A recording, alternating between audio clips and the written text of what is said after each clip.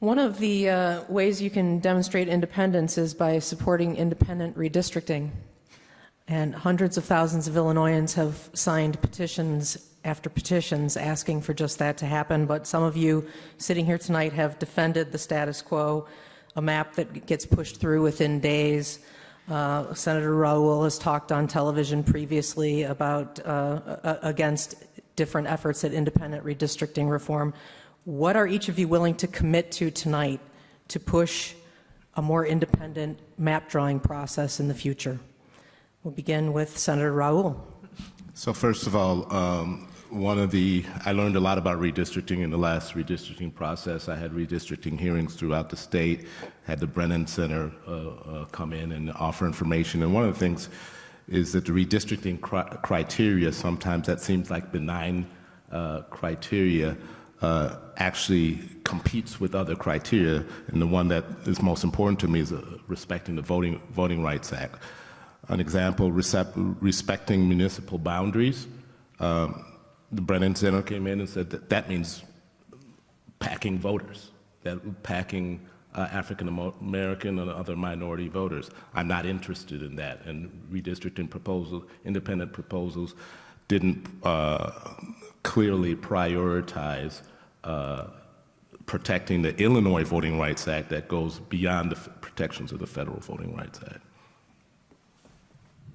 I would embrace independent and fair maps. I think it's important that we have an independent commission work together to ensure that those maps are indeed fair. I think that's a questionable ambition given the state of our state, but theoretically that's how I would see it play out.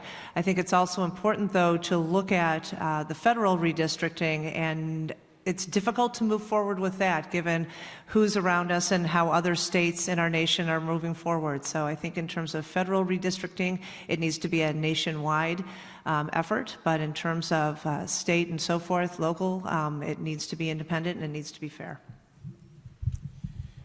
Well, I don't think there's any better example of my commitment is that I was actually on the board of Independent Maps a few years ago. I'm looking at Christy Hefner, a colleague on that same board, headed up by Dennis Fitzsimons, and a number of other civic leaders who were fighting for this very thing. We were wanting to have get away from the system where, as President Obama said in his last speech in Springfield, get away from a system where legislators are picking their voters instead of voters picking their legislators.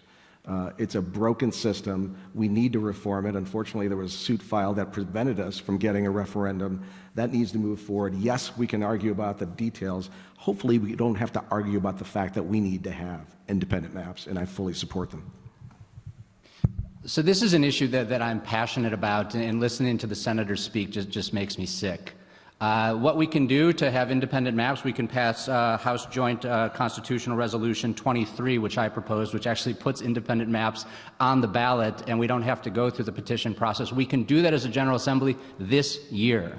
My other commitment, I signed on, there's the lawsuit that was brought in the state of Wisconsin. It was recently argued in the U.S. Supreme Court. I was the only Democratic legislator in Illinois to sign on to the amicus brief supporting that lawsuit, because we need to have independent maps, not just in Illinois, but everywhere. We need to have competitive elections. It is the #1 thing we can do in Illinois to stop public corruption and have better government, is to have real elections where there are two people running against each other. We only have that in about 12 districts throughout the state, and we should be demanding that now. As Attorney General, I will definitely be an advocate for independent redistricting. To me, this is like a classic scenario of the fox guarding the hen house. And I think that we need change, and I would definitely advocate for that on a statewide basis and also on a federal level. But the other thing that, and I will also be really watchful about how these things are done to make sure that we are protecting people's civil rights. But the other important thing is to worry about and be careful and watchful over what's going on with the U.S. Census, because there's a lot of concern about the Trump administration's pulling resources out of that process in a way that's going to be harmful to people of color and will really have an effect on us here in Illinois. So that's another thing that I will be watchful over. I completely support independent maps. The evil of gerrymandering is that it harms people of color. It harms minority groups. I live in the most gerrymandered district in the country. It's shaped like an earmuff. It goes all the way to the south side. The muff is right here. Then it basically one line this way, one line this way, and then the muff right where I live. It's absolutely ridiculous what we're doing. And the problem is it's all dependent on who controls when the mapping comes, when the census comes. So if the Democrats control it, then the Democrats do it in a way that helps their friends. And then when the Republicans do it, they do it in a way that helps the Republicans. This can't stand. We really need to have independent maps so that the voters can decide and people can actually respond to their constituency instead of this power of incumbency where no one is responsive to the constituency. So on the federal side, I would file an amicus brief supporting the case now in the Supreme Court that would hopefully rule, but I have very little hope for the unfortunate conservative Supreme Court that we have ruled that gerrymandering is unconstitutional or can be unconstitutional in certain circumstances. But I do not think we should unilaterally disarm when states like Texas are gerrymandered very far to the right to help the Republicans get seats when we're at a time where we frankly need to retake the House to save this country from Donald Trump. As on the state side, I agree. We need independent maps. And I think, frankly, that's a way that we can prevent corruption in the state by making sure that our maps are drawn properly so people can make a free and fair choice. Well, as governor, I signed bills to deal with discrimination and remapping, discrimination against ethnic communities, racial minorities. I think it's very important to protect the voting rights of everyone. I do believe in an independent map commission. I think it should be put on the ballot, as was mentioned by the legislature. Quite skeptical that'll happen.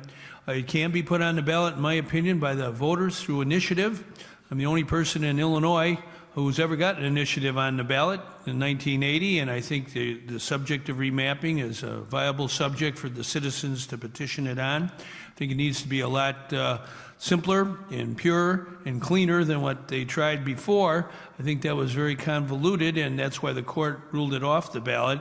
I think a simple, clean remap commission proposal can survive any court test and go to the voters for the people to decide. I'm going to switch gears and give you one of the questions that came in on social media, and this one regards the opioid crisis, which is on many people's mind. The viewer asked, what is the role of the Attorney General regarding going after drug companies for the opioid epidemic? If lawsuits are successful, how do you distribute the funds to police, hospitals, homeless providers? I would add rehab facilities. Ms. Reutemann, we begin with you. The phrase is res ipsa loquitur. It kind of answered itself. Absolutely, you need to sue the drug companies, and we saw that with the lawsuit this morning from Chicago. As Attorney General, I would absolutely join that lawsuit and extend it to the rest of the state. It's vital to take on these manufacturers as well as the online and offshore pharmacies who are flooding our cities with opioids. It's also, I think, necessary to have, if that lawsuit is successful, those funds to go back into addressing the causes of this opioid crisis. We know that mental health care is woefully underfunded. We know that there are pharmacy deserts throughout the city, and people who need relief from pain aren't able to get necessary drugs and end up turning to extreme drugs to deal with their issues. We also need to provide resources to help people address their addictions. So that's where I would go. You follow the model of the tobacco litigation of the 80s, and we still are under a master settlement agreement, which is why those arbitrations are still pending, because there's still payments coming from those tobacco companies, and do the same thing. Join with others, attorney generals across the country, file suit against those companies who know they're putting way too many pills into communities all over Illinois, and they're not being used for legitimate use. They're doing harm to countless communities. Take those funds, make sure you work with the healthcare and mental health care communities, and establishing drug courts as well, and disseminate those funds appropriately to those communities that are most suffering from this plague on their communities. My guess is that the rest of us are going to say, yes, we should sue the drug manufacturers. So the question is who you're going to trust to actually do that, and who has the experience to do it. As a prosecutor, I was in the financial crimes section. We did the most complex white-collar crime that existed in the Northern District of Illinois. These companies do not want to be caught. just like the tobacco companies don't want to be caught. So you need somebody who has the training, has the experience to lead the investigations and to see it through all the way to the prosecution if necessary. And it's not just the drug companies, it's also the doctors who are overprescribing these pills when they know that they don't need to be prescribed to people. And the reason that we have jurisdiction to do this is because there is a huge cost to the state of Illinois of having so many people addicted to opioids. And so that is our entryway into these lawsuits, and I am committed to stopping the opioid epidemic in its tracks. As a federal prosecutor, I worked on primarily actually narcotics trafficking cases, and in particular have seen the devastation that drug addiction causes to communities, and it's horrible. And so the Attorney General has a big role to play here, obviously in terms of litigation against the drug companies, because again, the prescribing habits of the doctors need to be changed, and we need to be enforcing laws around that. We also need to work with law enforcement to make sure that we are enforcing laws around narcotics distribution. So that's working with states' attorneys' offices and law enforcement agencies to make sure that they have the resources and the wherewithal to prosecute those cases. And the last thing is we need to use the bully pulpit to advocate for more treatment. We have a dearth of mental health and substance abuse treatment in this state, and it's a problem, and we're not going to solve the problem until we address that as well. Clearly, we need to look into litigation against the drug manufacturers. They know what they're doing. They're making billions of dollars doing it. So they are the ones responsible for this public health crisis. And maybe the one good thing that's come out of this crisis is now we call drug addiction a public health crisis. Because we never called drug addiction when it was affecting African American communities and poor communities. It was the drug war. We have to lock them all up. So people who possessed small amounts of marijuana and cocaine and heroin, we throw them in prison. At the very least, we move forward to say that this is a public health crisis. Let's treat it. Let's make sure those who are addicted get the treatment and get the care that they need, and go after the real distributors, which are these big pharma companies. So I lost a family member to opioid addiction last year, and it's a problem I think that probably if we raise of hands, many people in the audience have dealt with personally.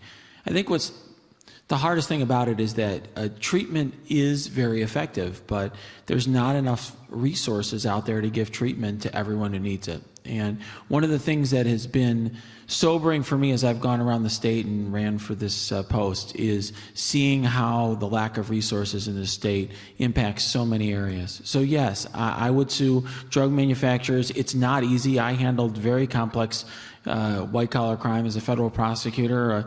I went after the first high-frequency trader. I went after big real estate moguls and doctors and pharmacists. But it's hard, and we shouldn't overestimate the need also for the legislature to step up as well. Well, I think this is a very important public health crisis and a very important lawsuit that attorney generals and local governments all across the country are involved in, suing, as Aaron said, Big Pharma, bringing them to justice, making them pay for the remedies and substance abuse treatment, mental health treatment that are needed for people to recover. There's an article in the New York Times the other day. The action is in Cleveland.